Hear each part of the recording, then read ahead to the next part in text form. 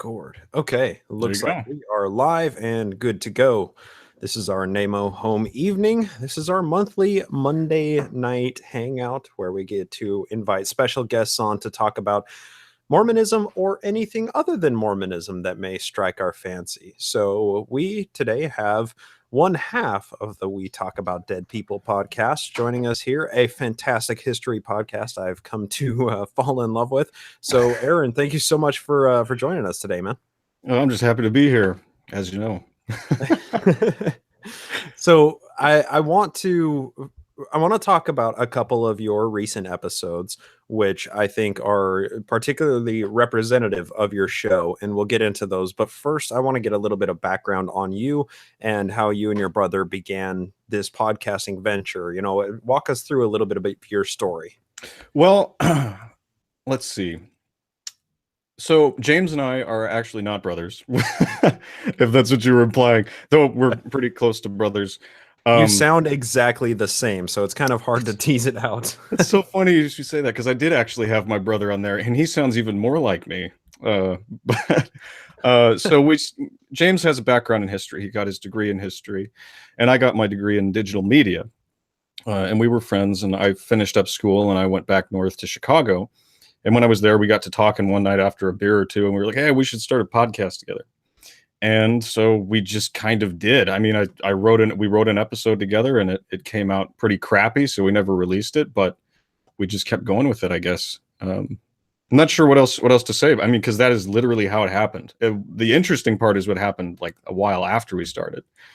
Oh, okay. I want to get into that, but first I want to understand a little bit of what about history specifically caused you to start a podcast about history. What is the fascination and appeal there? Well, there's a couple of things. For me in particular, I guess on a personal level, I had a really good history professor in school, and I only had one class with him. And the thing that made him different from other history teachers and professors that I'd had before was that he made it a narrative, which is to say, he made it a human narrative. And he didn't just stop there. He made it not about, oh, it's a story of us. He would make it, it's a story of you.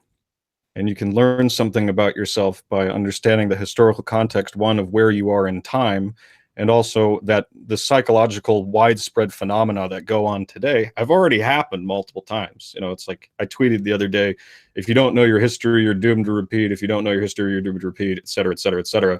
Because it was running through my head that the more I read about history, the more I understand where things have been and where things are going. So that's what drives me, is I'm constantly being stunned by the human stories that are just there to read, that happened almost exactly as they're recorded. So that's kind of my feeling.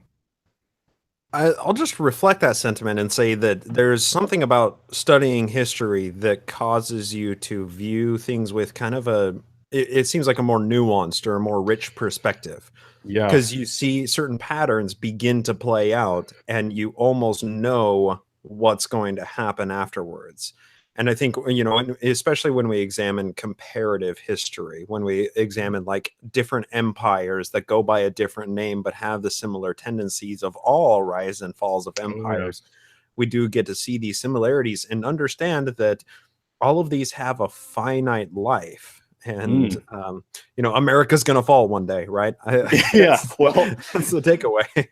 To add to that, I really started noticing that history itself is kind of prophetic, and that sounds kind of funny, I guess, because I guess I don't consider myself a religious person, but I started to see something like a prophecy happening. Mainly when I studied Wensung of Tang, who was an emperor in China. Who committed this? It's actually a kind of a hilarious story because he just bungles everything, and he's trying to do this takeover of like it involves like eunuchs and secret assassinations and bathrooms. It's crazy, like you can't even believe it happened. And I was reading this, but one of the things that interested me was that Wensung of Tang was not, and it's probably not pronounced Tang, but I'm an American, I don't pronounce anything right. Wensung of Tang was. He was so interesting because he fell into this, I guess you could call it, pattern that had been recorded in Chinese history, which is called the what's the word? Dynastic cycle. And I don't remember all of the steps, but there are two steps in there called one, they receive the mandate of heaven, and two, they lose the mandate of heaven. And all that means is that they've aligned themselves perfectly with both, the warlords up north, and they've aligned themselves perfectly with the farmers in the south and that sort of thing.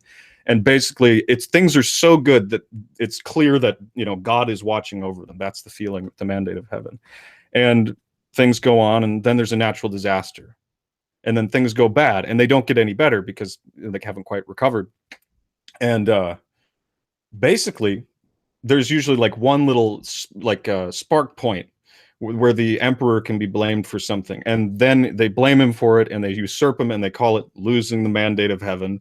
There's tyranny for a few hundred years, and then there's a new dynasty that gets the mandate of heaven. And when I read that, I was like, wow, that is so lucid. I couldn't believe it. I was reading it from the East, right? And I've studied Western history so much. I know nothing about Chinese history, and there's a good reason for that, and I'll tell you why later, but I'll stop there. I think I don't know. Is there a central point that you're driving at with this? Just using the single figurehead as an example, is there something that you're trying to tease out, or let's say prophesy of some other pattern that you see in our modern culture? When you say it like that, and this is going to sound really radical, so I apologize, but and by radical I don't mean politically radical. I mean it's like superstitious radical. But I had the thought the other day that I was like, okay, so there are people who know history so well that they can sort of predict what's going to happen generally in the future. And I thought, and those people are usually kind of weird. Like they're a little eccentric, right? If you read about these people who had things figured out and were predicting the future. And so that looks a lot like biblical prophets to me. So I'm like, okay, maybe biblical prophets weren't like having divine visions or whatever, but maybe they just knew human nature so well that they were like, I know you guys, and I know you're about to do this, and you should not do that. And then they do it. But I don't know. I don't really care much for the Bible. I can tell you that honestly. But not because I have a problem with it, but because I'm mostly bored by it. It's just personal taste. I mean, if you like the Bible, great, good for you. But I prefer to read. I prefer to read like George Orwell. Like he's a prophet. That guy had it figured out. You could go read some of his essays. Most people think he just wrote 1984 or Animal Farm. But he has this massive volume of essays that I love called All Art is Propaganda. And that's a pretty bold statement. Mm-hmm. But we should talk about propaganda because I thought of something about Mormonism when I was looking through Chinese history. But I'm not going to derail this. I can go on rants forever.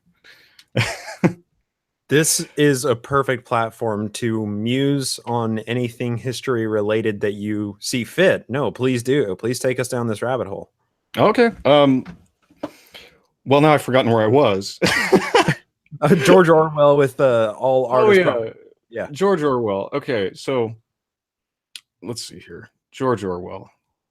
So his whole thing, okay, so he wrote this essay that I really liked. It actually kept me sane in grad school because half the crap you read in grad school is perfectly useless. And that's not just me being picky. It's really bad. And I didn't know it until I got through it. Thank God I didn't pay a dime for it. They gave it to me for free. They're like, here, take this 2 years with a a little stipend, and you can live on campus or whatever. So I went and read that, and some of the garbage out there that they're putting out for people to read. I studied film, right? So I have a master's in film. Like you would think, okay, I'm getting a master's in film. We're gonna like take it really deep now. We're gonna talk about the business. We're gonna talk about the art. We're gonna talk about the objective quality of the craft. Nah. Instead, we talk about stuff that just doesn't matter and doesn't make any sense. I had this poor friend named Dan, and he was working on this paper for like a year. He was like, I just can't grasp this essay. It's so far out. Like, I can't get it. And I'm like, give me that. So I take it and I look at it. Oh, okay. Well, it's gibberish. It's just dressed up to look like something with these big fancy words. So the thing that kept me from going insane was George Orwell's essay on politics in the English language. Because in it, he's so great. He breaks down fake writers so easily. It's not even that political of an essay. It's mostly just about a misuse of the English language. And that's another thing I could go into, which I actually will at some point. But the thing about it is like, okay, so he has this Bible verse, and this guy comes out. I think it's from Ecclesiastes. He comes out, and the sun is blinding him, right? And it's supposed to be symbolic of purity blinding, some wretched fool on earth or whatever. And so then George Orwell rewrites it in academic lingo and it's kind of saying the same thing, but not exactly. It takes like 3 more sentences. But that's exactly what it's like to read graduate level literature. These are just people like patting each other on the back. But I don't know. That's not a complaint. I enjoyed the program anyway. But I had my problems with some of the literature. But you know, hey. Oh, but the thing I was going to talk about, and I know I'm stealing this from you, but okay, so you know I can't shut up about Mao, right? Like, because he took me so off guard. Okay, so I had, you know, my history class. Somebody says, "Oh, it's Chairman Mao." You kind of go, this little neuron fires, and you go, "Oh, something kind of bad happened with him, I think." Right, And right. you know, because you don't really know. We don't really know much about Eastern history, and that's Well, partially because of Mao himself. But well, and yeah. I mean, right there just speaks to the power of propaganda, right? Oh, Um, certainly, certainly. and I think it's important to also note that you guys spent an inordinate amount of time on Mao in comparison to the rest of your podcasts, because I mean, obviously, when you're examining some kind of fascist dictator or some kind of major dogmatism with this figurehead at the top of it, there's a lot to deconstruct. And I think you guys did a great job of telling Mao's story, but you can feel every single time you advance forward in his timeline, there's so much you're leaving behind that just doesn't quite merit discussion on that platform. Yeah, leaving behind a few million corpses. You know, it's like, you know, that's what it felt like. By the time I was done researching him, I was like, Jesus, like, I just by the end of it, it's like, oh, then 3 million people died because of this little move he made, and you're like, okay, you know, okay, like it just wave it away. But I'll tell you what happened is, I started the podcast when I would say, more deeply atheistic than I am now. I still consider myself an atheist in a lot of ways, but I was like really, really pissed off with religion. So I was like, I'm going to do a bunch of Christians and a bunch of cult leaders. And by the way, I'm in a closet. It's the quietest place in the house. Sorry. So I keep hitting the hangers. But anyway, the thing was, I started with that, and I read. We did one episode that's our most popular episode. It was both Jim Jones and David Koresh in one go, right? And Mhm. so it's like, you know, you can't get much better than that. Let's be real.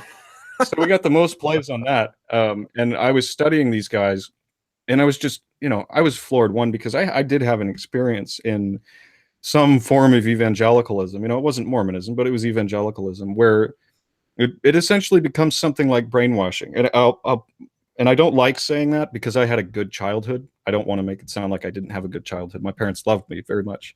But the thing is, so like we would go to these camps or whatever, and maybe you can relate, where the kids would be there, and they'd have the music going for like 3 hours, like Christian music. And I hated it even then. I didn't like it. You know, and you're in this building and you're all standing together and chanting and everything. And then they put down the music real low, and they start talking to you like this. Like, you know, I know some of you out there are really suffering, really having a hard time, but we're here for you. You know, all you have to do, and God's here for you. All you have to do is stand up and say, something like, you know, I believe in Jesus Christ, or something like that. I will fight for Jesus Christ. And so I'm sitting there feeling very vexed. I'm like, well, I am already a Christian. You know, why do I need to like stand up and tell everyone that I am? Because like we're in church group. What's going on? So the thing was, though, when that first kid stands up, you go, oh my God, I'm worse. Ah, You know, you know how that feels. And mhm. then the next kid stands up, and you're like, the longer I wait, the worse I am. And there was Yeah. actually there's a really good book you might like. It's hilarious. Nobody's ever read it except for me and my brother. It's called Homeschool Sex Machine, and it's it captures the homeschool vibe perfectly. I can't remember the author's name. I think it's Matt something. Um, but yeah, in the book he has a similar situation where he's at like a purity thing where you like stand up and pledge your purity, and they have a sword and they knight you. It's like, you know, and he talks about the pressure. You know, his mom's looking at Matthew Pierce. Thanks, Adam. You know, he's looking down the aisle, and his mom is, you know, like, get up, and he's the only kid who doesn't go up. So anyway, I'm reading about these religious things. I'm really relating, right?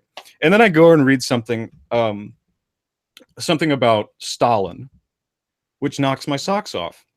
So there was this time when and this is before I did the Trotsky episode, I discovered this. There was this guy who was recently put into a position on a court or something like that. Um, the guy who had been there before had been fired for being counter-revolutionary, right? Because he did something that somebody misperceived, or he pissed the wrong person off, right? Um, and so he was like, this new guy was like, I'm not gonna screw this up. So at the end of every meeting, in communist regimes and in Scientology, hilariously, everyone stands up and claps for the dear leader. So like L. Ron Hubbard, you see in Scientology, they stand up and clap for the portrait. Oh yeah. Right. Well, this new guy didn't want to go to the gulag. So he stood up and started clapping and kept clapping. And he kept clapping for like 10 minutes. And nobody wanted to stop clapping. Nobody wanted to be the first one, because there were the blue caps out in the hall waiting to drag you out into a Black Maria and drive you off to the archipelago, right? Like you're gone for 20 years maybe. And so he claps until he faints. And then everyone keeps clapping. And like that stood out to me so strongly. I was like, okay, I got to look at communism, because there's something to this. And it reminded me so much of my experience growing up as an evangelical. You know, it was like, stand up if you believe in Jesus, and if you don't, there's shame. You know, they say, well, some of you didn't stand up. That's okay. You'll come around someday. It's like, well, anyway, seeing those similarities really struck my interest. I'll quit ranting. We should probably redirect this, or at least get me back. I'll actually just introduce a practice within Mormonism is fast and testimony meeting. That it sounds like it's employing some of these same psychological mechanisms that can be classified as some level of, I think, brainwashing. I think I would agree with you when you invoked that word quite a while ago. These fast and testimony meetings, it's the first Sunday of every month. Everybody is fasting for 24 hours. Usually how that manifests is people don't eat dinner the night before on Saturday night, and then they don't eat breakfast, and then they go to church. When they get home from church, that's when they partake and break their fast, it's called. And they dedicate their fast to whatever cause they think is necessary, whatever they think needs extra blessings at that time. So in these fast and testimony meetings, everybody is already hungry. So you are altering your brain chemistry just by the sheer force of being hungry. And then you have people from the congregation that it's basically an open mic setup where the bishop stands up for the last half of the gathering of chapel. And he says, now we turn the time over to the members. And it just sits open for anybody in the congregation to stand up, walk all the way through the pews up onto the stage, and then stand in front of that microphone and bear their testimony. And usually that testimony starts off with, like there's a personal story, or I had this experience and I felt like the Lord was working in my life. And then at the end of it, the piece that is the actual bearing testimony part of that is, I know this church is true. I love my mom and dad. I know Joseph Smith is a prophet. I know that we're led by a modern day prophet. The same exact lines that are parroted over and over from a young age. Of course, they develop and mature as the person matures, but they still parrot these same things and then say, I know these things are true. And you have your testimony. You gain a stronger testimony by bearing your testimony. And it is, I cannot distinguish that apart from any other mechanisms, brainwashing mechanisms that you seem to be describing, with one person clapping until they faint, or like in the congregation when you were a kid of, well, every time that I don't stand up, that somebody else stands up instead of me, that makes me a worse person somehow. It's very powerful. It's this community piece to the brainwashing puzzle that seems to be so incredibly valuable in keeping somebody or starting somebody into an indoctrination cycle. Yeah, absolutely. Yeah, those statements of faith. For example, okay, so like I decided, okay, I've done 2 communists now. It's probably time to do a Nazi just to balance things out. And so I know it's terrible. But hey, I take this seriously. And it's if you want to know what they're actually thinking, you have to read their garbage. So I read a pamphlet by Joseph Goebbels called Nazi Sozi. And all it is it's a it's a little propaganda piece about like how National Socialism isn't Marxism. And it's really terrible because it reads exactly like a religious tract. It's bizarre. Like it's really bizarre. And it starts off with 10 statements of faith, the 10 commandments of National Socialism. Like right there at the beginning. Wow. This came out in the 20s. He was passing it out in the streets. And like I read that and I was like, are you kidding me? Like, and you call yourself a non-religious group. Oh, really? And it was the same thing with, okay, so I wanted to talk to you about this. I was looking at propaganda yesterday because I do stupid things when I'm bored. I was looking at Canadian propaganda in particular. And then I was like, hey, I'd like to look at some Chinese propaganda because, Mao lives rent-free in my head now. So I found this thing. I found this common theme in Maoist propaganda is that you've got these happy people and they're dressed in the garb, they got the red star on their ushanka and everything, and they're moving forward, right, in one direction. And they have this little book and they are holding it out in front of them. And that reminded me so much of some of the art that I've seen from both Christian and I'm not necessarily sure I've seen Mormon art that does that, but I have seen similar stuff. With the book right out in front, everyone's happy and they're moving toward the light, right? And it's like, that's propaganda, man. Like, Yeah. I can't trust that. But it's so funny how the imagery is almost exactly the same. It's sort of like one of the other things I discovered, and we were recording today, so this will be twice heard for some people. But when you wanted to really get young men interested in protecting their country, what you did was you put up a woman dressed in white, and she's young and she has a face like a child, and you say, "Save our girls," right? Mm-hmm. That's what you say. And they're dressed in white, so symbolic of purity and everything. And then there's the classic World War I propaganda against Germany, where you've got like King Kong in a Stahlhelm carrying some woman in various states of undress. I'm not exactly sure, I don't remember, but he's like tearing her apart, and it's like, we can't let that happen to our country. Mm-hmm. So I don't know. And they do the same thing. They did the same thing in well, I guess the closest thing to that would be like those hilarious Jesus pictures that have been turned into memes, where he's like helping a guy or trying to help a guy who's doing meth or whatever by pulling it away, but they replace the caption with like, "Don't do it like that, bro. Do it like this." Yeah. Something like that. Right. Kind of reminds me of that. But Well, see. I think what you're getting at is that these are deep psychological mechanisms in order to motivate the fighting force of any given population, right? And famously, for World War II, the drafting force in Europe specifically, or not Europe, in Britain specifically, they had these group of women that would walk around and pin what the white roses or something on lapels of men who were dodging the draft. Mhm. I mean, that you employ all of these mechanisms at varying levels in order to motivate that fighting force. It sounds like you've been listening to hardcore history. Something like that. Or just any history podcasts in general, because I mean, like, really, I have gained this new appreciation for history, much like we were talking about earlier, is you understand a little bit of history, you can see these similar patterns and themes play out over long trajectories and understand what the future might hold, or the possible iterations of what the future might hold for any given scenario or people or community or a nation or whatever the case may be. So yeah. I want to I want to go to your Trotsky episode, because I thought that was particularly interesting, because I know next to nothing. Prior to listening to the Trotsky episode, I knew even less than nothing about the Bolshevik Revolution and about the turn of the 20th century in Russia and what that looked like and what this society was like. So tell us a little bit about Trotsky and about obviously the large figureheads with whom he associated that brought about the Bolshevik Revolution, if you don't mind.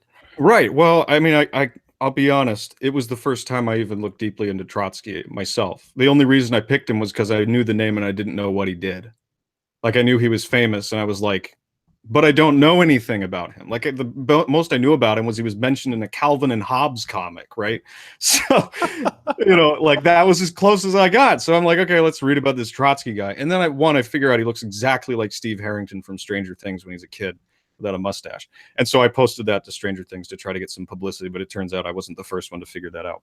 But anyway, so Trotsky was interesting to me because he was one of what they called the old guard, which is to say he was instrumental in pushing in the revolution through like pure ideology. And so let's see. So I kind of liked him. Like I got the sense, and I'm not a communist by far, but I got the sense reading about Trotsky that he was a true believer, and that was his problem, and that was Stalin's problem. Because basically what happened, and it happened as I'm reading about Nazi Germany, the exact same thing happened. Nazi Germany has its Trotskys, which is kind of interesting. But Trotsky came in and he was kind of like, okay, let's do this, people's revolution, everything. And, he puts it in motion, and then he sees it being corrupted by factionalism with Bolsheviks and Mensheviks, right? And so he's like, this is not good. So he chooses not to join a side. Well, it turns out that the middle is pretty unpopular in any political movement, right? So he doesn't choose a side, until he ends up actually being forced to join the Bolsheviks, basically to save his own skin. But anyway, things go to hell. Lenin's in charge for a while. He realizes, like Trotsky realizes, okay, this is not communism. This is literally fascism, like masquerading as communism. He calls him out, gets kicked out of Russia, has to go to South America. Stalin puts a death warrant on his head, declares him a non-person, just like George Orwell predicted in 1984. An unperson. They delete your entire record. They swab you from every photo. Mm-hmm. Like there's this photo of Stalin with all his friends, and they've got several copies of it. And each time, like each year that passes, there are fewer and fewer faces there. They've been doctored out. Wow. So anyway, Trotsky goes to South America, feels horribly sad. And you can read his writings. They're just depressing. He's like, I really believe we were going to get there. And I thought we were going to get, he really believed in the idea. And I can't remember exactly what he said. I know I quoted it on the air, but basically something like, the sun is shining, the wind is blowing, my wife's downstairs, my children are outside. Someday the utopia will be here for them, but it's not today. Oh, well. And then he was assassinated by a guy with a pickaxe. So sent by Stalin. So, yeah, right. Like, well, the equivalent to that, the equivalent to that in Nazi Germany, I learned, is a guy named Gregor Strasser. And he was a true believer in the idea, right? He was really into the socialist side of things. And Gregor Strasser was closely aligned with Joseph Goebbels, who was the minister of propaganda. And Adolf Hitler did this thing one night called the Night of the Long Knives, where he sent out assassins and, even some of his higher ups in the Nazi party to literally kill the opposition in their beds and to settle personal vendettas, which is crazy. So it's not a new story. And it's certainly, think about, okay, the religious situation in Europe after the Protestant Reformation. What'd you have? Factionalism and civil wars. It's the same thing. It's the same thing every time. So it's like, if you want to be a prophet, just study history. You got to figure it out. I think that was a point that you almost made earlier before we started talking about propaganda in World War I and everything, is that if you study enough history, you can tease out these patterns and you can almost seem prophetic at some level. I mean, I always forget the philosopher who said that, sufficiently advanced technology is indistinguishable from magic, right? Mm-hmm. Arthur Clarke, maybe? Yeah, that's right. So somebody who is sufficiently learned in science can seem like a magician. Somebody who is sufficiently learned in the history of empires with a powerful position that happens to have the ear of any given aristocrat or dictator, they can sure seem like a prophet if they have seen the rise and fall of these empires and they're able to tease out these same patterns. Yeah. It doesn't require divine inspiration, right? Not at all. It just requires one, applying history to yourself, because a lot of people don't do that. Oh man, those horrible communists, those horrible Nazis, I would never do that. But once you understand the historical context of it, it's like, you probably would, man. Like, you're being forced. Maybe you are part of something like that right now. You're somewhere along that trajectory. Oh yeah. Well, that's pretty frightening to say, honestly, because that's a true statement. There are a lot of people out there who are standing up for things that they I call them useful idiots. It's not my word, yeah, right? It's people who go along with the newest thing of the day without analyzing it first. They're just, oh, And I talk about recording today. I was talking about, okay, so how about this? You're a German citizen, right? You're in fact a wounded veteran from World War I, right? You lost your leg to an artillery shell, at Passchendaele or something, right? So you go home. Your country's neutered. It's disarmed. They destroy the economy, right? The Great Depression happens everywhere, but it happens there too. You've got this weakling Weimar Republic, which is put in place, run by people you hate, who are in collusion with the people who crushed you. And then this guy comes along and he says, hey, you know what? It doesn't have to be this way. Right. This is bullshit. We don't have to stand for this. That's exactly right. And then you're like, even if you go, Hitler's not my guy or whatever, then it's your neighbor or it's your brother or it's your father who comes up to you and says, look, man, I know you don't mean to be doing it, but what you're really doing by not joining the Nazi party is betraying all of your friends and family. Right. And they say that to you and you go, well, shit, I care about my friends and family. I'll just join the party. And the next thing you know, you're reading the handbook and getting indoctrinated, and then it's too late for you, So that's how it looks to me anyway. And the people who are the conscientious objectors to that, they are the heretics of society, right? They are the betrayers, the ones who do take the time to sit back and try and analyze this and not jump on the bandwagon, whatever your bandwagon that may be the most exciting thing of the day. They can be seen as a betrayer to all sides, right? Right. And I think it's important to maybe take a lesson from this, and this is just the way that I've kind of come to appreciate not just examining history and teasing out the patterns that we see there, but also trying to view what is happening every single day through a historical lens too. So I think it's important to try and keep perspective on as many of these current trends that we see people jumping on these bandwagons. Oh yeah. Well, I'm sorry. I didn't mean to interrupt you. I was just going to voice my agreement with that because I think, okay, so let's put it this way. I'm good at spotting those kinds of things because I was in one of those things, right? I know what it's like to be in a cultish environment. Not saying my version of Christianity was a cult, but it was close. It was very, very close in a lot of ways. I know what it's like. I can spot a bandwagon when I see it, right? There were bandwagons in my church, that sort of thing. But the thing is, like, if you know your history, it's kind of a curse. I'll tell you why. Like, okay, so last year when I started the podcast, I was horribly depressed, right? And anxious. And mainly there were a whole bunch of reasons for it, but it was a long line of traumas or whatever you want to call it, whatever my therapist called it. And I started studying history, and there were two people who really stood out to me when it came to this. Are you getting a lot of lag, by the way? I'm not. Are you? Yeah, I am. If you lose me, I'll try to reconnect as quickly as possible. Okay. I was going to say, I was depressed and whatnot, and I had two people say to me, I told the guy, I said, look, I'm depressed. And he says, what do you have to be depressed about? And I was like, well, and I wanted to list all these reasons, and I'm like, well, okay, fine, man, whatever, I'll just go be depressed over here and get sympathy from somebody else, right? Like that was the attitude. And then the next thing somebody said to me was, I said, yeah, well, I'm depressed because of some bad things that happened to me when I was a kid. And they go, at least you weren't in a war. Just like that, like slap, man up. And I took it and I was hurt and I was like, oh, God, you don't understand. And then I really worked on it. And at about the same time, I started studying for the podcast and really studying religious figures.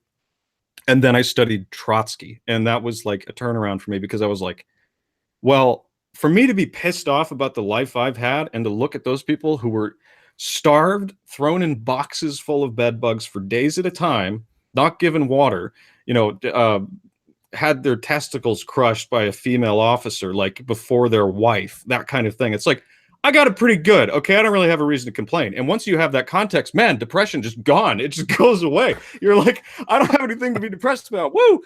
And the anxiety doesn't go away, though. you sort of trade your depression for something like existential dread, because you're like, yeah, because you see it happening again, Yeah. and you're like, you're like, well, shit, I don't want this to happen again. But anyway, rant over. I'll quit there. But no, maybe the depression is just simply more informed now. It's just a much deeper Oh, depression. sure, Yeah, sure. because It's a better depression. it's more rich. It sticks Yeah, with you. It sits yeah. deeper in your stomach. No, like I do agree with you. I will reflect that sentiment and say, like, if you consider what it was like to be a child living in Leningrad in Mm, 1941, compare that to life right now. It may not cause you to feel less depressed, but at least you can sit back in comparison and say, I am not scavenging dead bodies for food. yeah, I am living. I get to drive my car to and from work. I get to spend time with my significant other and loved yeah, ones. I get to do incredible things today that people in for the vast majority of all human history have never been able to do.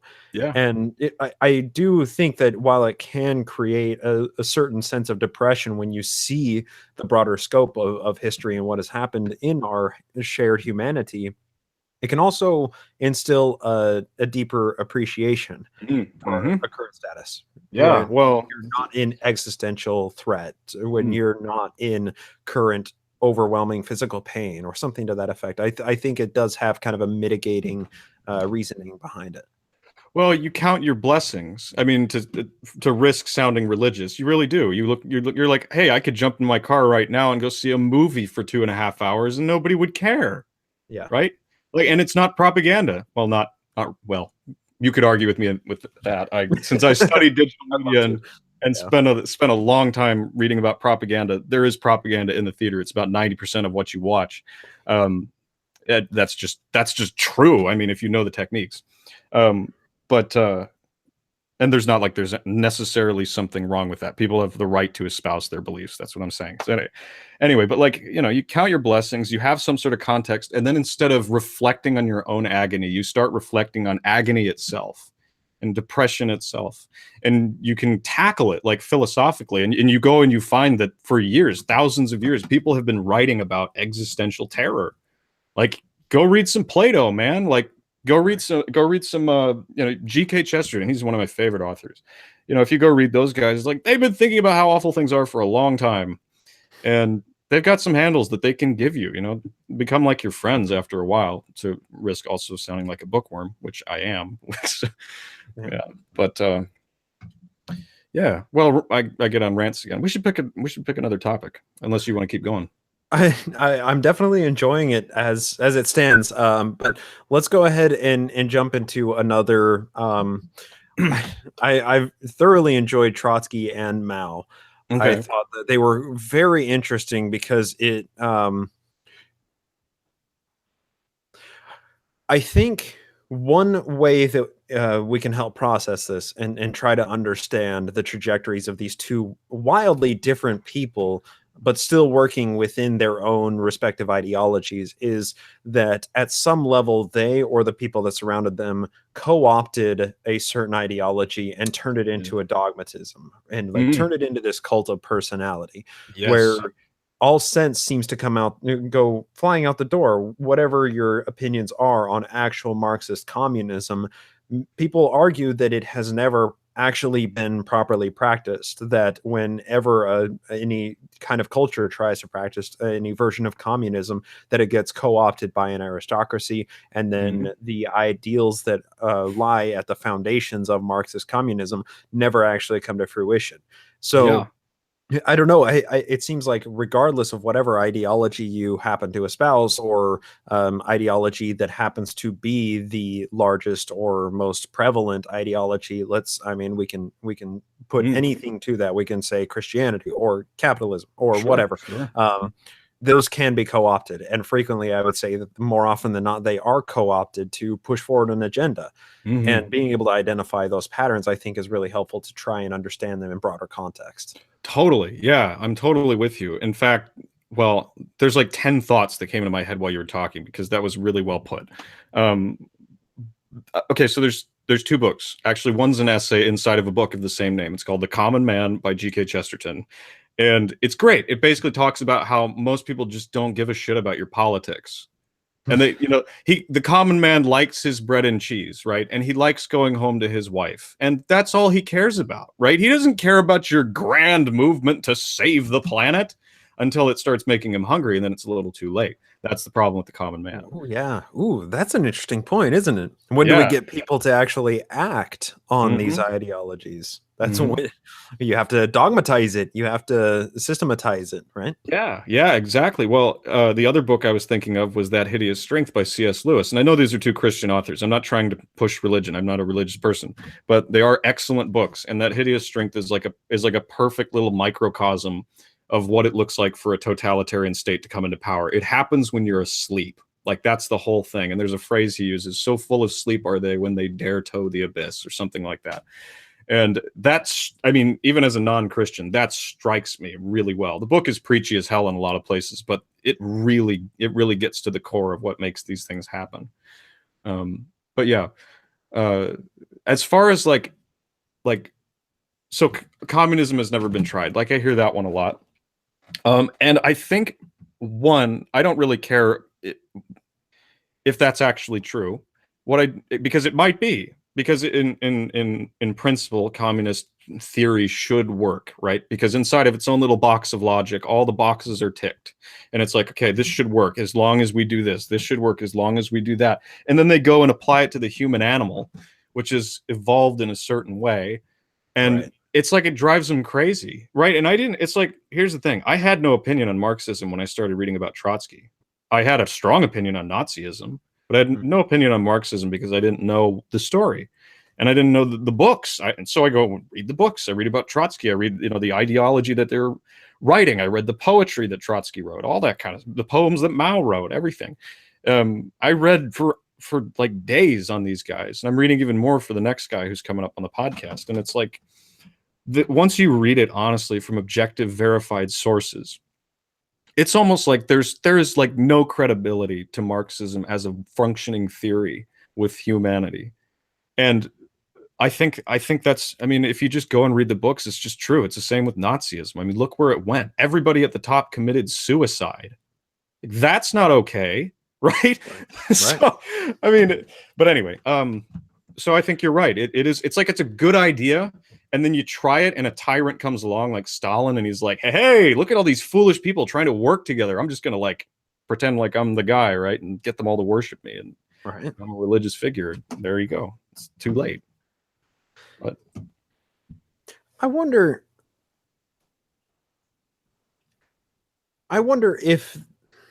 Well, okay. So I think that does go to speak to movements that we do see, whether religious or a-religious, political, apolitical, whatever the case may be, where they can be, where some extremely power-hungry person can insert themselves into the ranks and eventually work themselves up to the top of this pyramid, and then move it and shape it, mold it however they see fit. mm, And in much the way that you say that communism, true communism, has never been actually implemented. And I mhm, think by and large, I think I would agree. I can't think of any example where it has actually worked aside from, maybe really, really small communes of these weird, like free love sex societies that are, yeah, have yeah, no power structure or whatever, but those don't map, right? yeah. Those don't build roads, those don't educate children, those don't send Mm, rockets to the moon. So you have no. to have some kind of structure in place in order to allow people and society in general to advance. So Mm, in that same vein, I would say that there's so often times that we see in religious history, and I'm viewing this through Mormon lens because there sure. are a ton of examples in Joseph's own history where a person comes along and says, I have a problem with something that Joseph is doing.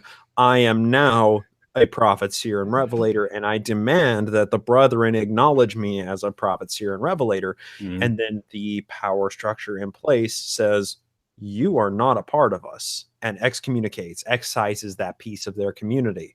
And oftentimes this turns out and manifests itself in, one person along with maybe a few followers leave. But then when we have somebody like Joseph Smith dying in 1844, and we have no power structure to subsume the position of primary figurehead over the church, you have so many different factions breaking off in multiple different directions, all of them claiming to be the one true religion. And I see this in the most modern iteration that I see with Christianity is non-denominational Christian. Oh yeah. Which is a denomination in and of itself, right? Like it's you every time a movement gets too large and diverse enough with too many people with diverse opinions, it inevitably will break off, and eventually you fall into this endless feedback loop of a no true Scotsman fallacy of whatever that power structure is, of whether it's communism or Christianity or whatever, right? Well, I mean, it's as simple as look at the number of Protestant denominations, right? You knew I was going to say that. Look at the number of Protestant denominations. They've just divided themselves up so much they're no longer a cohesive whole. Yeah. And it's like, say what you want about the Catholic Church, which I see that Stephen did say something about Catholic Church. Say what you want, at least they're together, which is actually false. They're not together. They just divided from the Eastern Orthodox Church way back in the day, and technically Eastern Orthodoxy is older than Catholicism, which is kind of funny. But like when you get to a point where say, well, and I thought about this actually, because so the Bible was printed, right, by the Gutenberg press, and suddenly it's disseminated throughout the masses, and it's everyone can decipher it however they want. Well, it's like the Catholic Church had a pretty damn good reason for keeping that packed away, because they knew that would happen. Oh yeah. Right. And the Catholic Church was extremely effective at squashing out these smaller uprisings. Oh yeah. And perpetuating their power structure. Yeah. Well, that's the whole game. I mean, if you don't listen to Hardcore History, you should go listen to Hardcore History. Oh yes, absolutely. You do? So you've listened to the Anabaptist takeover of Munster? Crazy good. That's possibly my favorite episode of the entire series. Yeah, I got to listen to it again. We're gonna put at least one of those guys on the show just so we can tell the story, because it's crazy. Absolutely crazy. Well, it is the same thing. It always devolves into like hunger, suicide, sickness, wild parties, which is interesting. I was going to say polygamy is usually in there. Yep. Yeah, polygamy is usually in there. So like orgies, that sort of thing. It's like at the end of the Third Reich. Have you ever watched Downfall? It's a German film. It's actually called Der Untergang, but it's the one that they made the meme about Hitler like screaming at his top staff or whatever, and they change the words every time. It's that one. It's an amazing film. But it's actually perfectly accurate also as to what happened as far as we know in the bunker. I went and read the story from several different accounts. Same thing. People are committing suicide. People are having orgies just kind of wildly. They're also dying. They're also getting crazy drunk. Like that's a big thing. And, well, for what that's worth, it always seems to go out that way. Except for some of the communist regimes. The modern ones tend to go out that way as well, like Al Pacino and Scarface or something like that. They walk down the stairs with a machine gun covered in cocaine, and that's how they go out today. But back in the day, they would just quietly disappear. Yeah. That's classic communism. I think I want to drill into where these oppositionary forces come into play before the entire superstructure topples in what you're describing as like those final moments of a complete and absolute utter destruction, where this whole thing finally levels itself. I love what Julie just put in the YouTube comments section. That's a really fun example in Mormon history where there's an active squashing out of an uprisal within the church. And she commented Hiram Page. And if the story of Hiram Page is fantastic. I just put him on the list. Go ahead, sorry. No, I think you need to do Hiram Page. He's really amazing because he was one of the OG Mormons. Like he was one of the Yeah. signers and witnesses of the Book of Mormon. Then he comes along in the church's first year with a rock in a hat and says, "Hey, I happen to have revelations too." And Yeah. Joseph's like, "We are burning your revelation. We are crushing that stone into dust. Get the fuck out of here." That's it. Like that goes to what you were saying earlier. Like the Catholic Church, there was a reason why they had the iron fist on the information. They control the word of God because as soon as somebody else controls the word of God, they might say something different than what your word of God says. They might say something stupid. You don't know, you know. Yeah, well, that's so funny. I gotta make sure we do Hiram Page soon. Maybe I'll contact you, get some notes or something. For sure. But well, again, I want to underline one thing, and that is I didn't give a shit about communism until I studied history, and then I was like, okay, I can't help but care about this anymore. Like It's been like half of the world's population for like at least the last 100 years. So yeah. Well, I was speaking with a television producer today. I'm trying to get a job in Austin, right? So he interviewed me or whatever. It went really well, in case you're wondering. Thank you for Congratulations. asking. I'm not getting a job yet, but it went well. I was gonna say, so I was talking to this guy, this TV producer, and he's a really cool guy. And I told him I did a history podcast, and so he goes, "Oh, really? So have you done any communists?" Yeah, I just did Trotsky and Mao. They're my favorite guys. And he's like, "Well, I spent like a year behind the Iron Curtain as a journalist." I said, "So what'd you see?" And he says, "Well, there were a couple things that stood out to me. One, I had to have my own train car everywhere I went, and they would stop us every 3 hours to go through everything I had." Wow. And there was another time when he was trying to take a picture of a sign because it was in Russian, and he studied Russian in college, and these children came up to him and stole his camera and shouted, "They'll kill you if you take a picture," because there was a factory behind it. Wow. And then one last thing which struck me, because even I didn't know this, even after reading all of this shit about communism. So every room had a radio in it, and you couldn't turn it off. You could only turn it down. And I actually knew that about North Korea. And the reason that is because as long as there's current running through that system, you can, and I know this because I studied sound engineering as well as in my film and digital media degree and master's degree. If as long as there's power running through that system, you can attach a device that will detect the vibrations in that same drum that it sends out as well as coming in, and so they can listen to anyone they want. So you can't turn off the radio. So it's literally the telescreen from 1984. That's So anyway, it's like I heard that and I'm like, Jesus, I'm so ignorant. Like I couldn't believe it. And like the other thing is that like I think my generation in particular, we make fun of millennials on the show because we are millennials, right? That's the joke, right? We're two lazy millennials with the stupidest podcast ever. Like that was how we started out, right? And so, you know, we go on rants about like, you know, how lazy we are, and we're spinning our fidget spinners and vaping all over. And I even took up vaping, which is kind of funny. But you know, we talk about that. But I think my generation, and I told this to this producer today, I said, I think kids my age are so ignorant of history that it's detrimental to their performance in life. Like that's how bad it is. Because in 7 months, I have to stop you, Aaron. Do you think that the millennials are inordinately more ignorant of history than every other generation? Yes, and I think I know why. I got lucky. You know, I was homeschooled, right? I didn't have to go to a public school, but when I finally did, like, man, it was bad. It was not good. And the history classes were all boring as hell because they were like, remember these dates. Yeah. They don't attach them to anything meaningful. And you can't remember anything unless it's got some meaning attached to it.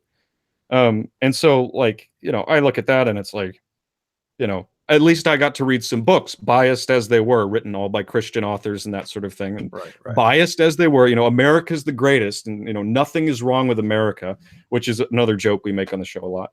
You know, so I had my level of ignorance too, but like when people like, and I said this on the Mao episode, and I'm going to say it again, and I know it's probably controversial, only among millennials, but it's like having studied the history, I see no difference between waving a communist flag and waving a swastika flag. I don't see a difference. And I mean, that's a really political thing to say, apparently, but really it's just a historical, you have a historical understanding of what happened. And if you understand it, it's like, this is not a joke. Like, this isn't your Kekistan flag. You know, Right. it's not a joke. That's real. And there's blood on that flag. And so, you know, as a millennial, I felt kind of pissed off because I was like, nobody told me this. Nobody told me that this was happening. And I had to go and hunt it down myself.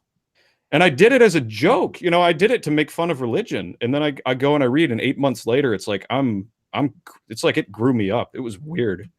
That's the biggest thing that changed, is I feel like I actually learned something about life that was hard, you know? Where do you think that breakdown has come in? Obviously, this is going to force you to speculate a bit, but when did the generations shift to being more informed on history to now being the millennials who are less informed? And what does that gradient look like? What does more and less informed of history look like? Well, I'll tell you. Okay, so for example, in my head, right, and this is kind of funny, but so before I started this whole thing, I had this vague notion in my head, right? Nazi bad, right? And I knew that was right for some reason, but I didn't know why. And then I went and researched it. I couldn't get to Wolfenstein: The New Order fast enough to blow those Nazis away after reading what they espoused. I played through that game in a day. I just blasted Nazis for like 24 hours, and it felt great.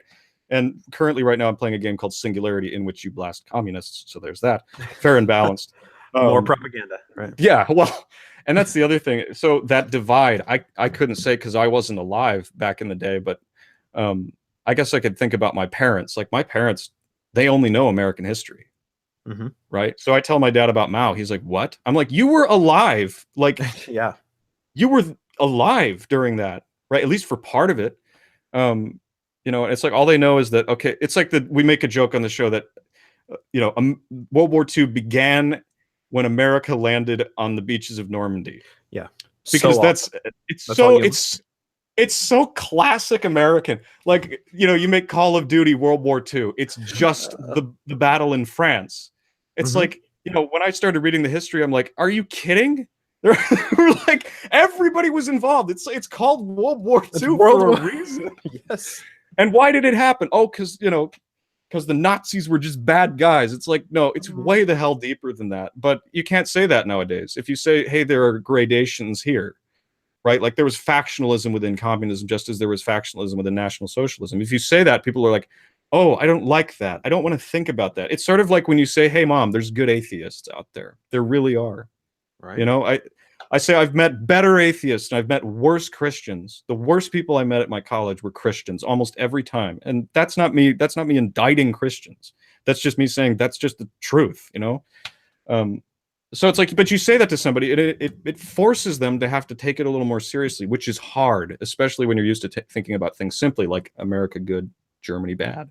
So I'll quit. Love what Loki said in the chat. He said even back in the 30s, the Nazis were pointing out that they had roots in Marx. And yeah, well, go read Nazi Sozi. I'm serious. Go read it. It's written by Goebbels himself. It's like he had to write a book to say we're not Marxists, and then you read it and you're like, yeah, you're kind of Marxist. Like, the name of your party is the Workers' Party. Like, the only difference. The only difference, as far as I can tell, and again, I'm no expert, I'm just some dumb millennial, right? Like, the only difference, as far as I can tell, coming into this not giving a shit about Marxism, is that National Socialism says, okay, but we want Marxism within these walls. Oh, yeah. Right? I didn't think that. I didn't know that. I just figured they were like far right. And then I read it and I'm like, hey, they actually really like Marx. Like, one of the first things Goebbels was influenced by was Marx, which is hilarious. I love what Julie said in the chat too. That's why the Nazi hatred for Marxism is baffling. Completely baffling. I can't figure it out because they're the same people. Like, well, it's not exactly that simple, but it does get there. So we were recording today and we were talking about, okay, so Mao went after art, right? And so did the Russians, but we didn't cover that because I didn't know it then. But Mao went after art and the Cultural Revolution, as well as history, which I take personally, because, I love history. They watched a documentary about it after I made the episode because it was on TV, right? Who does that anymore? And and it was this family. They had this real family on there, and they were being interviewed, and they were like, yeah, so we gave them some of our art, but we didn't give them our genealogical tapestries. We hid those in the garden, and if they'd have found them, they would have shot the entire family and maybe their relatives as well, Wow. just for holding a painting. And the Nazis did the same damn thing. Like they had, and they even made fun of it. Like they had a degenerate art exhibit. They had all these exhibitions where they would put up cubist stuff. You go read it. I'm not making it up. And they would make like all these. They put all abstractions, all cartoons that weren't propaganda, all art that was anything counter-revolutionary. They put them up in these museums and then they burned them. And they did the same thing with books. They did the same thing with books, just like Mao did. And that's like they burned. Who is it they burned? Well, they burned basically every author's book ever written that wasn't, a Nazi ideologue. But the one that really stood out to me was Jack London. Like, they burned Jack London's book, like Call of the Wild. What the hell? What's wrong with Jack London? But Is I don't it know. just fear of outside information?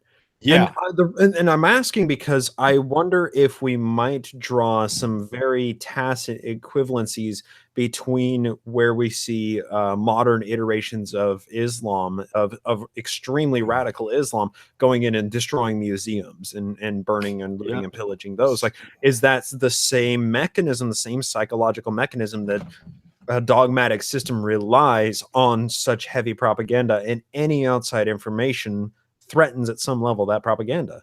definitely. They're ideological germaphobes. Like that's the best way to Oh, put it, in my yeah. opinion. Like any idea that gets in that they don't understand, they don't want to contend with it. They just want to throw it away or burn it, right? Um, so yeah, you're absolutely on the money by comparing it to Islam. And again, I think every system of belief has these problems. It can go there really quickly, faster than you expect. And nothing made me angrier than seeing ISIS like torch those or blow up those ruins. I was like, Yeah. that's world history. You don't do that. Like And that's sacred. what I think the most frustrating part of that, this personally, the most frustrating part for me was seeing that on national news, national television, and thinking back to how many times that has happened Oh, in human history, and thinking of how much history we have lost because of those very things happening so many times. That was to see that and understand the true meaning behind what they were doing and what is happening, seeing what is truly happening. I think that was an extremely depressing thing for me personally. But I yeah. think that that does, like you labeled it perfectly, ideological germaphobes. They have to Yeah. have the purest of doctrine. They have to uh, here, Loki said it perfectly. Leave it up to other religions to destroy history. Yes, Yeah. that's exactly it. You are destroying history at some level. You are destroying, you are cleansing, purging that ideology from Hmm. your purified, sanctified ideology. Yeah. Well, it's how do I put this? So, like, I mean, Mao destroyed almost every monastery in China. There were like 7 left or something like that. Very, very small number, under Jesus. 10, right? And I Wow. know I mentioned it in the episode, but I forgot the statistics. So, somebody's going to go find it and be like, Aaron's an idiot, which is fine, because they're probably right. So, the thing about all of that is people want to divide it. In my opinion, people want, and I did for a while too. It's they want to divide it on religious lines. Like if we didn't have like, and this is probably not a popular thing to say either, but if we didn't have like religion and superstition, there wouldn't be any war. And I don't believe that because religious is a structure. Religion is a Right. structure, and that's why it takes so many different forms. I mean, like Mormonism, like really, when you get down to it, has almost everything in common with Christianity in a lot of ways, right? It's just the outlying stuff, like the stories and the sacred texts, a little different, right? Um, and Fundamentally speaking, yeah, I think I could agree by and large. Yeah. yeah, and but I think that's the same thing with a lot of religions, and that reminds me of communism in a lot of ways because again, you have these really, really like people who want good. They're like they willfully they want something that they want everyone to be okay, right? But they're leveraged by these tyrants and these figureheads to do some terrible, terrible things. And it's like the Crusades are a topic that James loves to talk about, and I wish he were here. Fortunately, he had to go work at Knockoff Goodwill. And yeah, well, podcasting doesn't pay yet. Right. Hope we get there. But I was going to say the thing about the thing that really sticks with me about the whole thing is just that, I got out of religion. I was like, hell yeah, I'm free. I can do whatever I want. And then I get out here and somebody's like, hey, Aaron, will you join this movement? I'm like, wait, hang on. What is this movement? Because I'm a skeptic now. We're gonna examine every little thing. And, then I'm like, probably not for me. I really don't care much, about, I'm not a vegan, for example, right? I'm not a vegan, shame on me, sure. But the it's only like people shaming you for not being a vegan are vegan dogmatists, right? Yeah. Veganism has been co-opted by Big Vegan. You nailed it, Bryce. Thank you. Hold on, it's the FBI on the line. Yeah. So anyway, so yeah, I think it's a psychological thing. I don't think it's a religious or a non-religious thing. I think it's a psychological thing, and I think, okay, how about this? How about I tell a story? Okay, so I went to school in Waco, Texas, which is why our villain on the show, Lord History, lives there, right? Baylor University, Waco, Texas, right? It's a Christian university, not really, in my opinion. But what was I going to say? Oh yeah, so I met this guy, and I won't use his real name because that's not fair. I met this guy day one who was extremely charismatic, and he felt like a summer camp instructor. That guy who's like, yeah, man, let's go chill out and play some tunes around the fire. Get some s'mores. He just chill guy, but he did some weird things, and one of them was he would dance in front of this mirror on the main floor with his headphones in, as a way of attracting attention to himself. And he would leave secret notes for other people laying around and that sort of thing. And usually of a suggestive nature towards some girl that he was trying to get with or whatever. Really, really weird. But anyway, so we were convinced he was going to start a cult because Waco is just replete with cults, right? It just is. If you go there, they've got everything you could possibly want. It's great. And for as well as the film department at Baylor, that's a cult as well. And they would laugh at me for saying that. I'm not being serious. But I was going to say, yeah, so this guy basically did start a cult. He actually did. He had Facebook followers, and the way he did it was so classic. He would have to sift in new members after the first year. So he would only have freshmen, right? Because they would figure it out the second year and they would go away. So throughout his 4 years at Baylor, he had to get just freshmen in. And that's the way it worked. I don't know what's become of him now, but one time we saw them in the garden performing rituals with black robes and candles. And then we saw Facebook photos that they put up on Facebook of them dancing on graves at the graveyard. And it was bizarre, man. But that was it on a small scale. And it's the combination there is really key because you've got this charismatic, powerful guy, right? Talking to naive people. And that's the only way. That's the only way it works. So that's why you have the goddamn Hitler Youth, right? Yeah. They have to get you when you're young because otherwise it wouldn't make any sense to go with them because it's so clearly stupid, right? When you look at it with any kind of speculative or skepticism, you're like, this is dumb, man. You can't create a utopia. Who do you think you are? Oh, yeah. Oh, yeah. What? Oh, Aaron, what is it? Do you have some kind of insight into what kind of psychological mechanism humans are just predisposed to being a member of a cult? What the hell is this thing? I think it's the desire to take the easy route. I think it's as simple as, hey man, I've got all the answers. All you have to do is sign here. And you're like, what the hell? Laziness? Yeah, I mean, it's cognitive laziness. And actually that frustrated me a little bit about some of the atheists I listened to when I came out of Christianity. They didn't go any farther with it. I'd been through philosophy classes. I'd been through history of religion. I mean, it was Baylor University. It's a Christian university. They really educated us on that stuff. So I took it seriously, and I found some atheists who were willing to talk about it and really go deep, and ones who weren't. And I had to abandon those guys. And it's not because I'm mad at them. It's because I want to think deeper. It's bigger than that. It's bigger than just like, haha, the Christians are stupid for believing in this thing. Well, I'm like, well, you believe in 20 other stupid things, and you're, like, and you change every day. You've got like 20 new things every day. It's like, man, like, what happened to like analyzing everything carefully and getting the facts? I don't know. That's what, it's the only thing that pisses me off about it is,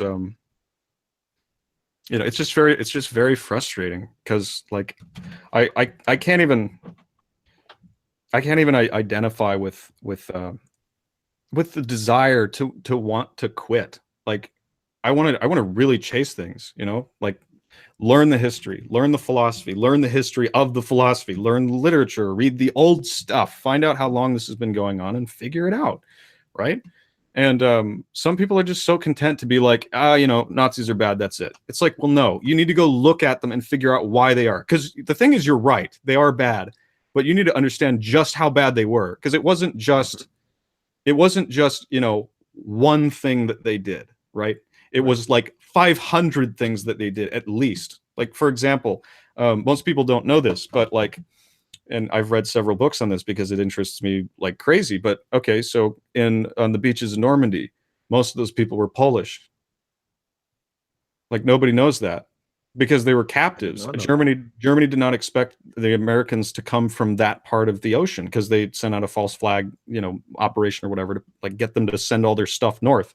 And so it was mostly Poles and Czechs and Russians. Even, they were armed with their own weapons, and the Americans just flattened them. Yeah.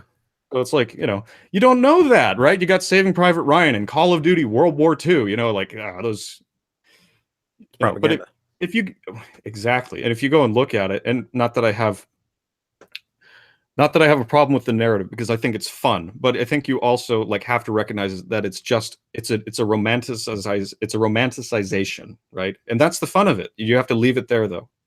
It's sort of like when, like, okay, so I think some Bible stories are useful, right? A lot of people, and I think a lot of them are useless. Okay, I really do.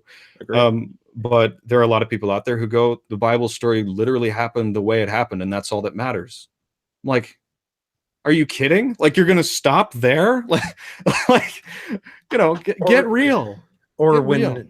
examining or reading these Bible stories and just saying, or coming away with the lesson that obedience to God is the most important point. Oh yeah. Yeah. And so, I mean, the Book of Mormon is useful for a couple of things, and it does have a few of these very, what I think are fascinating stories. Mm-hmm. But so often people do read it and say it sounds like the Bible, and it is therefore the word of God. And what I should take from it is I should obey this, and Mm-hmm. I should give a talk in church or in Sunday school or whatever the case is, Yeah. that cites a couple of verses of this. Mm-hmm. Taking these verses out of context, never reading the entire chapter, never reading the verse prior or the verse after, and never appreciating the story or narrative or the point that the story is trying to teach. Right. That's I think is so frequently a problem, not only just in religious canon, but in so many other, like you said, Aaron, romanticizations Yeah. of Yeah. narratives. Yeah. Because history is woefully complex, and it requires a lot of intent and a lot of desire to understand any of the nuance that goes into any historical narrative. Yeah. And it's so much Exactly. easier to just believe the Call of Duty version. Yeah. Because it's Right. fun, right? Because it's fun, yeah. Well, there's a And you have place for very that. simple heroes and simple bad guys. Everybody's a Yeah. cardboard cutout, and Yeah. it's so much simpler that way. Well, it's like, could you imagine the uproar if one of those soldiers in Call of Duty started screaming at you in Czech and threw down his rifle? It was like, could you imagine? Like, this game is lying or whatever. It's like, nah, but it's like they had to read the history. They had to leave it out intentionally. So it's like that. But Or not even that. It's maybe just, not truly. I Yeah. think it's just the parroting, the endless parroting. Oh yeah. You have a systematized, correlated version of any given history, and eventually it doesn't have to be propagandized anymore because people just run with it. People just repeat it. Yes. They see a movie of it, they just Yeah. repeat it. And Well, yeah, you want to think about something funny. I woke up a couple days ago with the song "Jesus Loves Me" stuck in my head, and I was like, "Why is that still stuck in my head?" And I went through the phrase, "Jesus loves me. This I know, for the Bible tells me so." That's as far as we go with the argument, right? And so I'm looking at. I was thinking about that, and of course, since I can't stop thinking about Mao, I was like thinking about like Mao loves me so Mao because loves he. me. This I know, for the communist revolution, and all of my friends and family tell me so. Otherwise, we'll be shot. Yeah. Um, yeah, no, that stuck with me because I think it's the same thing. I mean, you listen to, or at least I have to read the lyrics because I don't know Russian. You know, you listen to the lyrics of the national anthem of the Soviet Union or whatever, and it's basically the same thing. It's like repeating this motto. You know, it's like a meme stuck in your head. It was it Dawkins came up with the word meme, right? Isn't that right? Said it was like Yep. he didn't come up with it, but he used it for the first time to say something you just throw out without thinking. And gosh, did I run into that one in academia? That was fun. Yeah, I could talk more about that experience, but I'm afraid that's not really pertinent. But yeah, that was I fun. to what are you referring? Ran Oh, into what, my Dawkins master's, or to memes or what? the memes. I was saying I'd rather avoid talking about my academic experience when I got my master's. Because it completely shifted. So I don't know how I got on that. I'm sorry. It's late for me. It's 9. Julie Yeah. left in the comments. Hey, Aaron, have you seen the Book of Mormon musical? No, but I love the music. It's Okay. great. Yeah. Yeah, the Spooky Mormon Hell Dream. Um, that Oh, I don't know if you happen to remember or not, but no, it no. definitely captures the propaganda that's taught in Mormonism of the punishments that await if Yeah.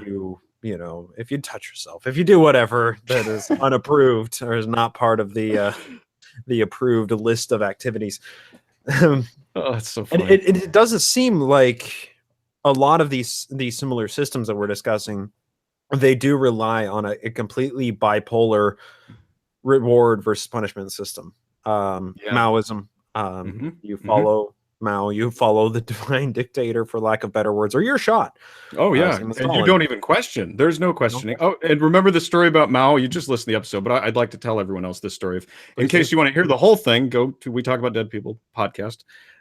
Check it out. But Mao did this thing where he organized this event. He was like, okay, we're gonna have, what was it called? It was like the Festival of 1,000 White Roses or something like that.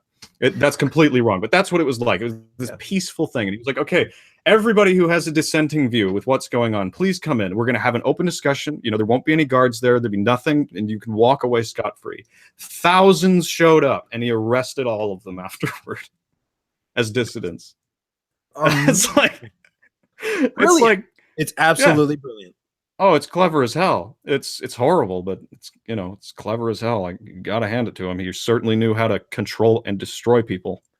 Um, I do admire is a terrible word to use for this. At least when it came to Mao and Stalin, yes. Stalin, the punishments were very real. The punishments were you Mm, go to the gulag, you get prison, mm, you are physically tortured, you are shot, whatever the case may be. mm. Um, when I think oftentimes religion does have to punt on the punishment versus reward system. Oh yeah. Yeah, Uh, well okay, I'll just give my experience with that. Like um the punishment was feeling like you were bad all the time and there was nothing you could do about it. And even praying didn't help. And they told you all you have to do is pray and if you're fine. It's like it doesn't work, right? The mhm. punishments were a little bit psychological and I'm sure I'm forgetting 1.5 million things that were far worse than this, but like um there was always the threat, at least in the homeschooled Christian community, of you going to public school. That's what they scared you with, because like, oh, how horrible, you got to go to public school, and they would make it sound like hell. You're in a rigid schedule all day.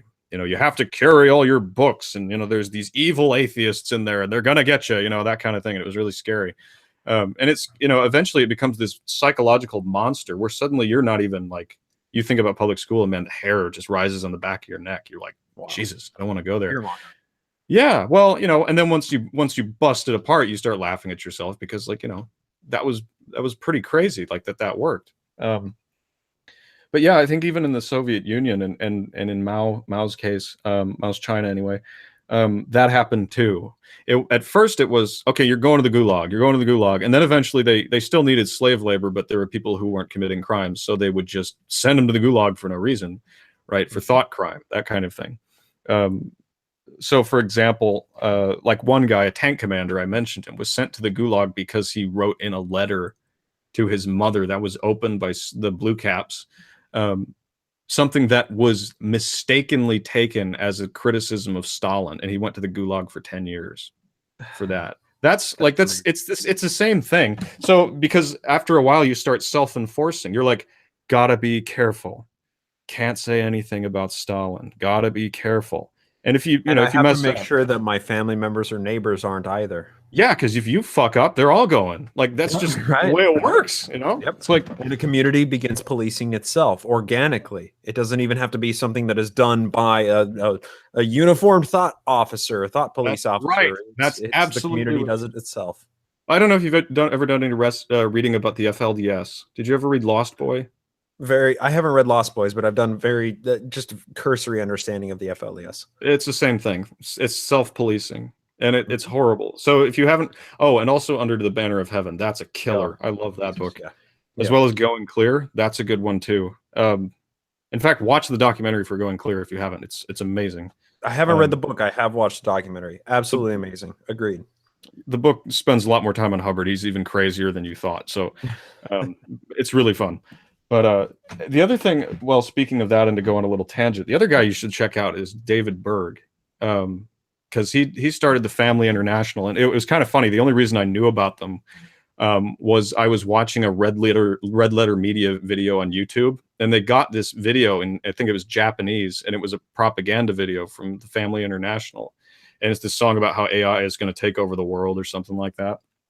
Um, and so I looked it up. I was like, I got to find out more about this cult. And then I discovered David Berg. And, he's a piece of work. His picture in Wikipedia is one of the funniest things I've ever seen in my life.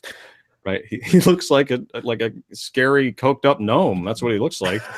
Um, but it's like, so I look into him, and his literature is all the same. It's the same shit. It's the same stuff. This self-assured, like frightening narcissism, where it's like, I've got it all figured out. We just did Marshall Applewhite. He and Nettles, Yeah. I think it was Betty Nettles, like went off together and basically just thought so long that they ended up deciding that Marshall was Jesus.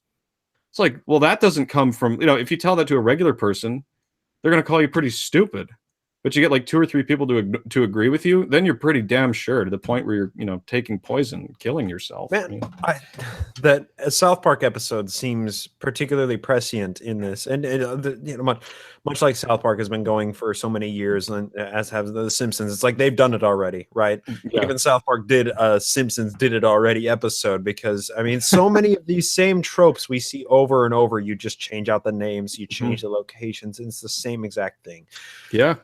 The episode of South Park I'm thinking of is the boy bands episode, where basically the entire marketing strategy was you get a few young girls to scream and get excited at a concert, and suddenly you have a following.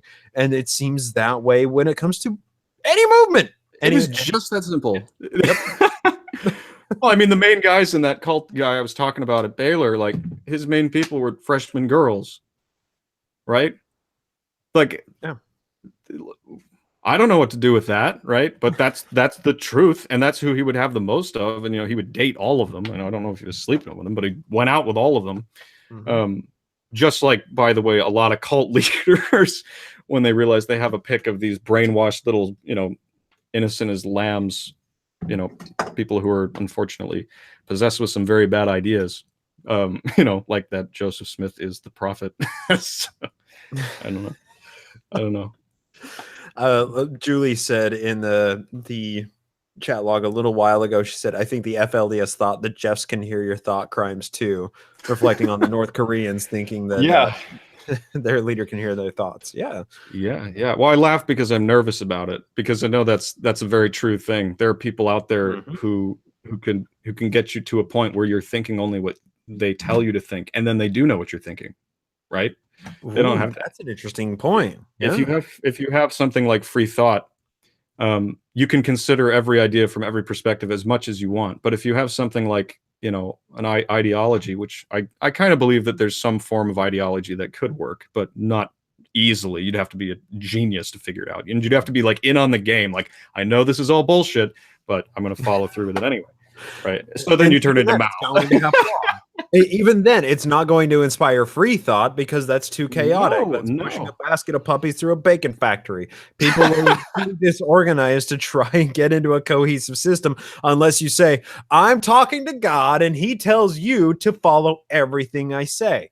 Yeah. That seems to work really, really well. Well, then you pull out like one magic trick and you're like, see? And if they're gullible enough, they'll be like, yeah, wow, like, sure, let's do this polygamy thing. You know, I don't know. But yeah, well, I think it's such an interesting topic and I could talk about it forever. And I've been yammering on about it with everybody I know for like 6 months. Um, I get that way. I get on a topic or I get on an author and I read everything they write or I read everything I can about it. And then it's like, it just spills out and I go on these rants and it's like, you know, but anyway, if you want to hear more ranting, just listen to the podcast, man. Like, welcome. I'm glad you're listening. I'm really enjoying like getting feedback from you. That makes me feel very good.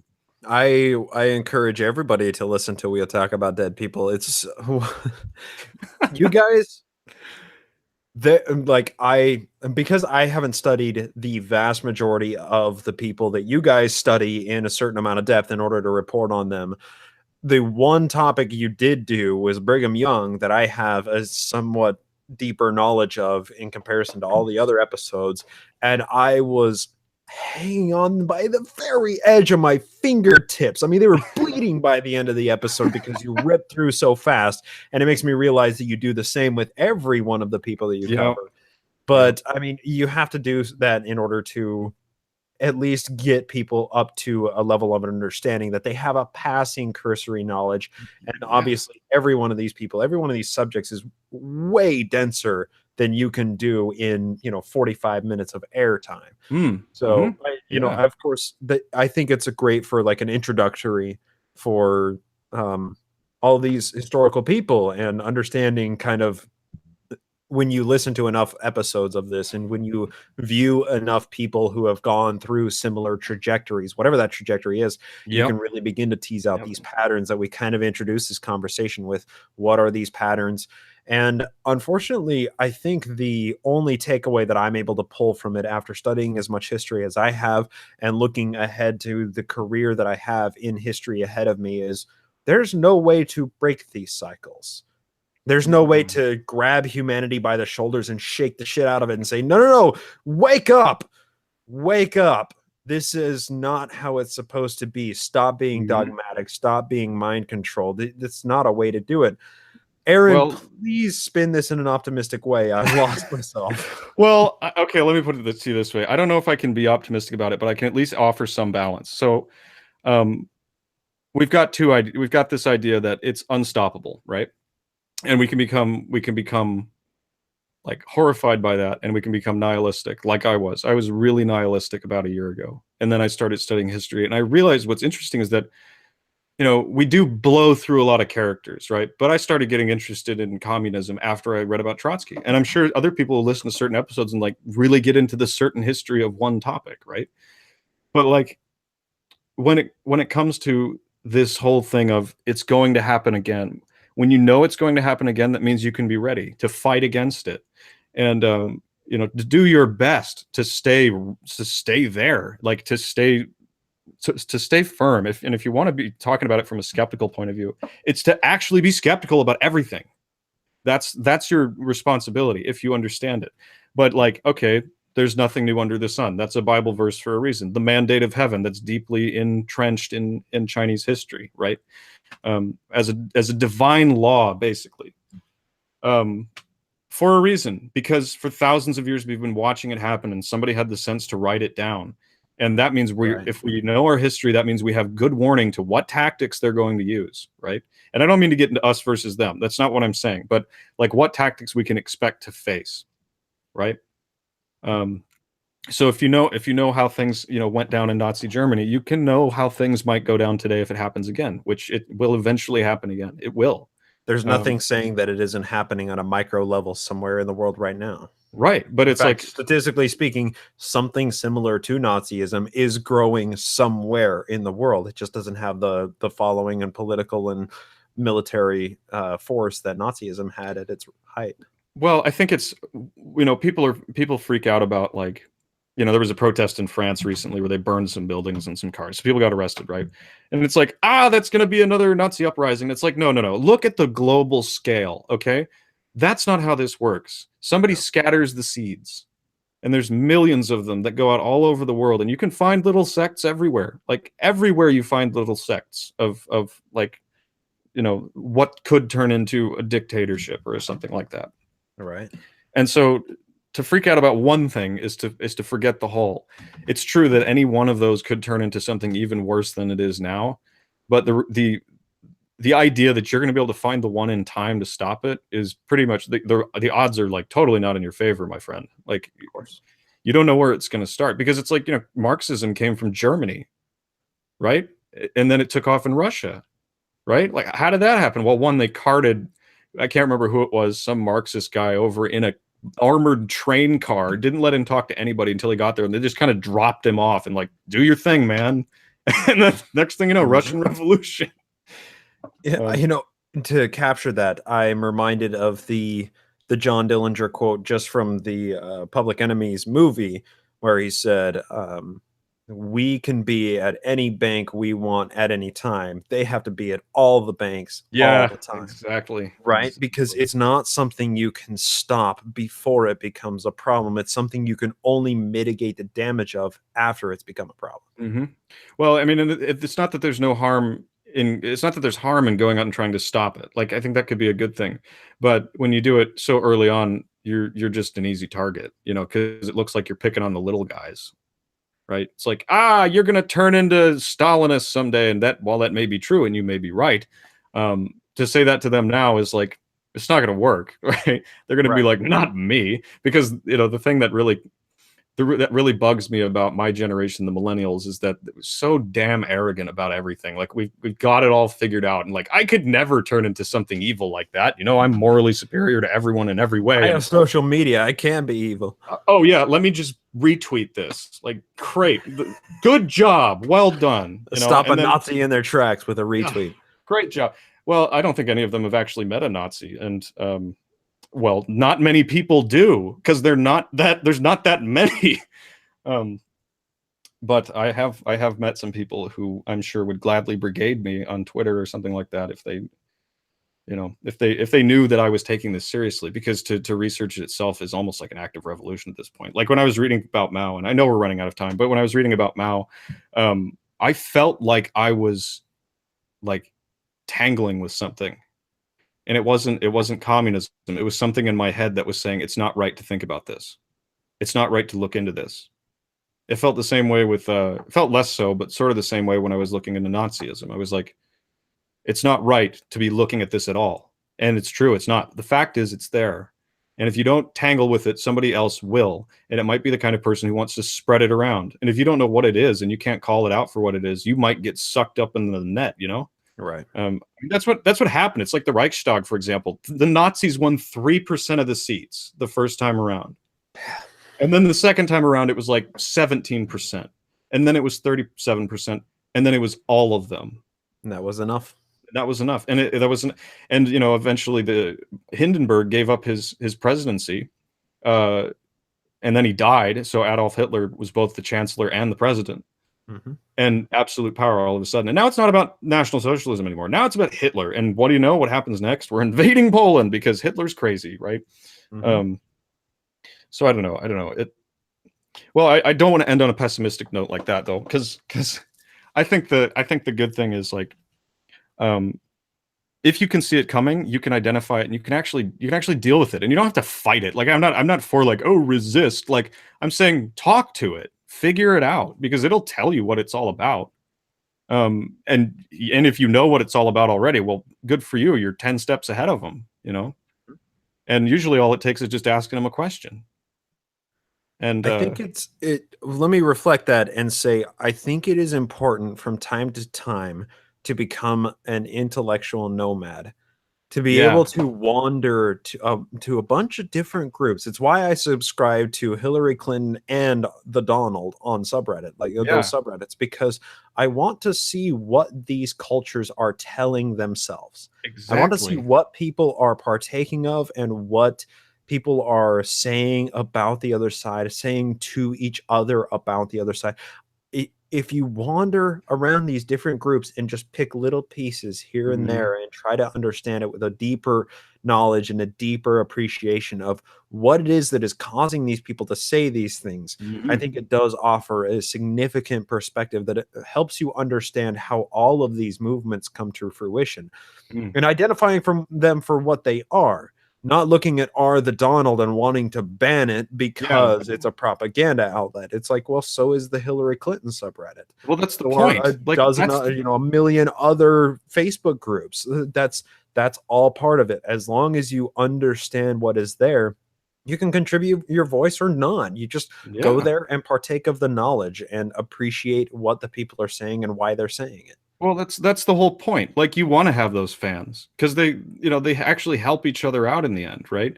And so if you've got one group trying to silence the other, it's like, well, then you'll become more powerful than you can possibly imagine. You become if you crush out any kind of resistance, it's Revenge of the Sith, man. Like you don't want to go there. You know, it's you don't want to do that. So it's like I'm with you, man. Good for you for not being an ideological germaphobe because like for a long time I didn't subscribe to anything on Reddit that I didn't like, and then it was like, Mhm. okay, maybe I need to start listening to the other side. I started listening to the other side. It really bothered me. Both sides bothered me. Um, I consider myself politically unclaimed at this point, which is rare for a millennial to say. I really don't care about politics. I care about facts. I care about history. Right. I care about what works. And so it's like when I like go Marxism doesn't work. It's not me going Marxists are stupid. It's not me going you're stupid if you want to take this seriously. It's me going okay, well, show me a case in which way it could work, and maybe we'll talk about it. And like that's the fun of it, man. You It's know? more important to talk about the ideas instead of people's perspective on the Yes. ideas. Oh, everybody needs to take a logic class. They need to take a logic class. I took Logic and one philosophy. Yep. logic, philosophy, And history of financial religion, literacy. and financial literacy. History of religion, history, logic, all of that stuff put together, you're good to go. You don't need anything else. You That's what don't we need. call the how to adult class. Yes, that's how to be a grown up. It's and well, I mean, it took me. I was like a completely different person a year ago. Like you wouldn't even believe it. I was completely different. I was just another millennial, and it was like being asleep. And then when I finally started looking at the other side, like and reading real philosophy, real writers, and real history, and taking it seriously and applying it to myself, it was like, it's like I aged 10 years. That's what it felt like over the course of like 8 months. And I'm not even trying to be like hyperbolic. That's really how it feels. Um, but I don't know. Did I lose you? No, Okay, we're okay. just So I'm intent. nervous that somebody just came in and the Wi-Fi has been spotty today. So Okay. because I can go on rants and then like forget like, oh wait, did I lose him? So, but yeah. um, I want to give you just a minute to reflect on everything we've discussed today. Any closing thoughts you want to leave with everybody for today, Aaron? Okay. Well, uh, Begin another 30-minute screed. yes, I know, I know. It's my favorite thing to do, which is why podcasting is great. I love talking. It's Right. my absolute favorite thing to do. And my friends and family know it, and they love me for it, I think. But I was going to say, I guess the last thing I would say, because I want to say this to a lot of people, and I like saying it to people, and um, the best thing you can do for yourself is to read books that have lasted forever. When I say Orwell, right? I mean, go read Orwell's essays. Not because you got to go learn what you need to agree with. Not that at all. You need to learn how to think. And Orwell thinks well, just like C.S. Lewis does. Like I'm not a Christian. C.S. Lewis is a good thinker. It's the same with Socrates, and the same with, you could even read. Winston Churchill, if you want it. G.K. Chesterton's one of my favorites because he's clear as crystal. He's a little British at times, but he's clear as crystal. But to learn to think is way more important than to learn what to think. That's the absolute bottom line. And also read your history. That's the other thing, is just take an hour once a week and read something about history, like something big, and really chew on it. I mean, and but like one of my favorite phrases from C.S. Lewis is like, there's nothing quite like a religious experience when a man is leaning over his table, pipe clenched in his teeth, working over a nasty bit of theology. Because I just turn the word theology into philosophy, or theology into history or whatever, because it's like this real sense of working at it. Like that's good. That's a good thing. You should do it. You really should. It's good for you. But that's coming from a dumb millennial. So there you go. Aaron, where can people find you and your non-brother James on social medias and podcast feeds? Yeah, James is not my brother. I know he sounds exactly like me, but he's not my brother. So you can find us at We Talk About Dead People. You can find us on SoundCloud, iTunes. You can find us on Stitcher, basically anywhere where they accept feeds. It would be really cool if you followed us on Twitter, and that's a kind of a complicated one. That's WTADP Podcast. That's WTADP Podcast. Yeah. We talk about dead people. Yeah, we tweet. We send out history memes. We make our own. It's a homespun history meme now and then.